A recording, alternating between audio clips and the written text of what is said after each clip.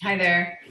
Today I wanted to chat with you about a sometimes stressful topic for moms. How do we get our kids to try, eat, love, and enjoy fruits and vegetables and other new or different healthy foods that we hope to present to our family and integrate into our lives for our health, for our wellness, but really just for the enjoyment of eating a healthier diet and enjoying amazing fresh fruits and vegetables. So here are the 5 tips that I work with my clients, which are often moms like me with little kids, and we always are, challenged to have them eat a little bit healthier, more variety, specifically fruits and vegetables. So number 1, bio-individuality. Our children, just like you and your partner or other family members, we all have different likes and dislikes. We have different bodies, we have different blood types, we have different needs and necessities on a day-to-day basis, on a month-to-month basis, on a seasonal basis, depending on the developmental stage or phase of their lives. So it is so important that we respect that there are individual differences and that as individuals, we have a natural intelligence, a natural knowledge, or to trust really our cravings on how much and what we need to eat as humans. So respecting that one child might love one thing and the other might not love it. What you love might not be a favorite of your children, or they might like a vegetable that you don't like, for example. So try not to come in with any preconceived ideas from other family members, from society, from popular culture, from their favorite TV shows. I've seen so many like family movies where there's just this sort of stereotype that kids hate vegetables or kids hate broccoli or, so I think it's so important because that's not true. It's not true if you go in with it with a positive attitude. Your kids aren't going to like all fruits and vegetables, but they're going to find their favorite few, and you'll do your best to integrate those in a variety throughout the week or throughout their lifetime, right? So number 2, food combining. This is a vast theory, and I think it's very interesting, and it applies in certain scenarios more than others, in my opinion, as a health coach. I'm just getting a little bit, turning on the fan, hope it's not too loud. So food combining is the theory that states that there are certain foods that we should be cautious to eat together only because it's more complicated for our digestive system to digest them comfortably, but also to maximize the nutrients that your body's actually able to extract. So there are certain things that are perfectly combined, like dairy, for example, with spinach, because it helps us digest it and maximize the amount of calcium that we're getting out of that food combination. On the other hand, as you know, if you've been to a extravagant dinner where there was many courses and basically you ate a little bit of everything in a short bit of time, you tend to feel, not only because of the quantity of the food, but also for the combination that you ate a little bit of everything, it's harder for us to digest. And so kids intuitively know this, in that they are more likely, that's not the best word, they're more in tune, and they are not interested in eating a complex dish in general.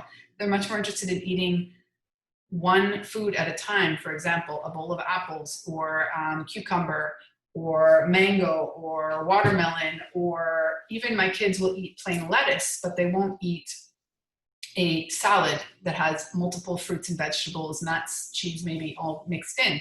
As soon as it has anything other than squeezed lime and a sprinkle of salt in my house, here in Mexico, it's sprinkled with a bit of chili, but they're not as interested. Sometimes I can kindly request that they eat it because it's good for them and that's enough to entice them. But in general, I'd like to just present the ingredients in ways that they love eating them, which is often fresh, overcooked, and it's often zero combination, right? So just one said fruit, one said vegetable at a time. And I think that's probably easiest in terms of snacks. Where it can come into play at mealtime, one thing I like to suggest to my moms, my clients, is that they deconstruct their meals. So without making it a huge headache and a whole bunch of other work, just considering, are there some ingredients that you can hold off from combining?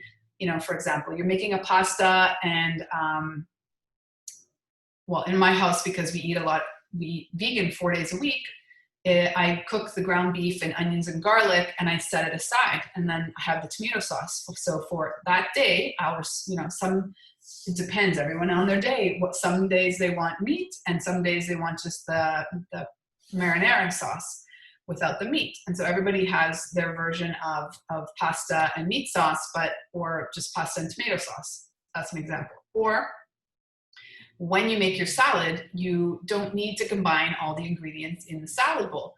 You can, in fact, leave all the little separate bowls of all the ingredients and everyone makes their own salad, which might mean one of your children only wants one ingredient, but at least they're eating one vegetable that day instead of just not eating the salad.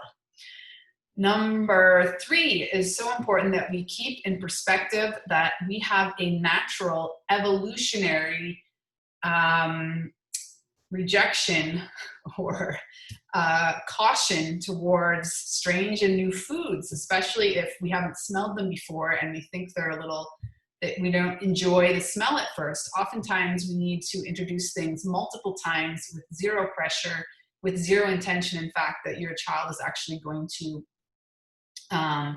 or needs to try it the first time it's on the table. So let's imagine, was given this analogy and I really like it, that you're in a foreign country, maybe you're at a fancy work dinner and you have no choice on what's being ordered. You're just being sent like a 3-course meal. So the first course is this giant bowl of soup and it's black and thick and creamy and it has strange things floating in it and you don't know what it is, and for you it doesn't smell appetizing at all, but you need to at least try it, let alone it'd probably look better if you ate a sizable portion of it, right? So that's the kind of discomfort and anxiety that our children feel, when anyone feels, when they're sort of forced to try something or eat something. So even just having like a little bit more love and patience and perspective around those initial moments that you're introducing a new food into your home. First, I would suggest that you have it on the table. They're smelling it, they're seeing it. Ideally, then they're seeing you or your partner enjoying it, or one of their brothers and sisters. And there's absolutely no invitation even to try it the first few times it's on the table. And then oftentimes your kids will just try it on their own accord because there's no pressure, you need to eat your broccoli, avocado, whatever it is that you really wish your child would love as much as you, and accept that maybe they're not going to. They're going to have their own favorite fruits and vegetables, but it is totally natural to have this reaction, this very cautious approach to trying things. Think of other animals in the animal kingdom. Like, they know instinctively what to eat, and so why would they venture out into a new plant when they're not sure how it's going to make them feel, when they know that these 10 plants, for example, already work with their digestion and don't make them sick and they like how they smell, right? So being understanding from that perspective. Number 4, respect their authority. So important not to get into power struggles around the dinner table. Not only in this stage, that they should feel empowered. They should feel that they do have a choice on what they are eating, because let's face it, young children, that's really like one of the last areas of their life that they have a choice on, meaning like they don't choose when they go to bed, or even maybe what they wear, or their school schedule. so many things that they might have limited choices around what they need to do. At the end of the day, they have 100% control of what goes into their mouth. And so don't enter into a power struggle. You could, in fact, damage their relationship with food and their natural tendencies to be in tune to their body's intelligence and healthy cravings and sense of hunger or lack thereof, right? So do consider your child's authority to decide what they are going to eat and what they're not going to eat on a given day. Give them choices, zero pressure. Obviously, modeling yourself that you're enjoying eating healthy foods is extremely helpful. So from there, number 5 is keep it happy, keep it fun, keep it enjoyable. Smile at the dinner table. The more, like anything, you know, when we have sand in our hands, we can hold a lot more sand in our hands than when we start to close our hand and grip it, right? So being as relaxed and open as we can about the whole concept of your children eating healthier, what they're eating. You might be surprised what they are willing to try when they don't have the nagging or the pressure to try something new or to eat it at a given time or a given time of day or in a given presentation. That's another really important thing to understand with kids, is that, back to my beloved broccoli. Broccoli, by the way, is one of the, my 5-year-old is a little bit pickier than my 7-year-old. He still eats his 3 or 4 favorite vegetables all the time because I support him in that. Okay, you like cucumber, you like avocado, you like broccoli, you like, what else? Cauliflower. So I will make sure that those are on the table. You like potatoes on a regular basis. And broccoli. So broccoli is ironically one of the ones that's a huge favorite in my household. You can talk about them being little trees, little green trees. Anything that makes it cute and fun is always really helpful with kids. I think most moms already know that. So yeah, keeping it happy, fun, enjoyable, looking to connect at the dinner table, or if in the lunch hour, maybe it's breakfast, whenever, at least ideally once a day, you have a family time, meal time, and that it's about conversation and connecting and love. And even if they're not eating on that day, they might, they're invited to the table to participate in those moments, and there's zero pressure, you know.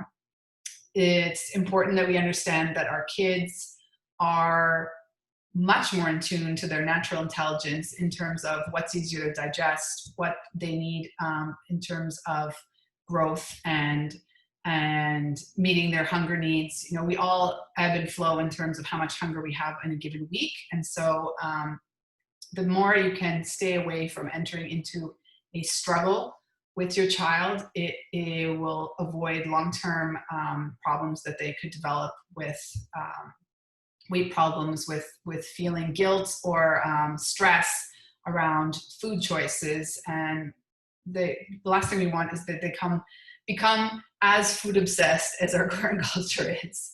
Let's support them, make them feel empowered, know that we trust them to make the right decisions for themselves, as long as we're providing a variety of healthy options in our home. So I hope that was helpful. I will be signing off now. My name is Megan Swan. I am a wellness and mindset coach. I particularly specialize in plant-based eating for families, detox, and healthy kids. So please, if you have any questions, you can find me at meganswanwellness.com or Megan Swan Wellness on Instagram. Thanks again.